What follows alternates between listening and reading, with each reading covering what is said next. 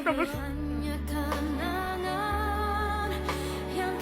Hai. Kayaknya untuk ada yang mau jemput cewek nih.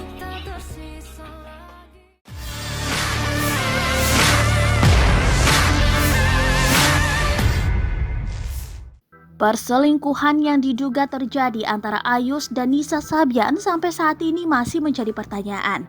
Meskipun sudah bercerai, sang mantan istri dari Ayus, Riri Fairuz, enggan mengungkapkan fakta secara rinci.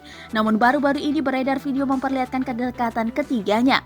Dalam video TikTok yang diunggah akun Heyho02 memperlihatkan Nisa dan Ayus berbaring di pangkuan Riri. Bahkan, Ayus kala itu begitu dekat dengan istrinya, sedangkan Nisa Sabian juga berada pada bagian di bawah tubuh Riri. Momen itu menjadi bukti kedekatan ketiganya yang kini sudah mulai renggang. Warganet pun kembali mengingat kisah cinta terlarang Nisa dan Ayus yang sempat viral karena terbongkar di publik. Namun, sampai saat ini kabar tersebut masih simpang siur walaupun sudah ada konfirmasi dari pihak keluarga.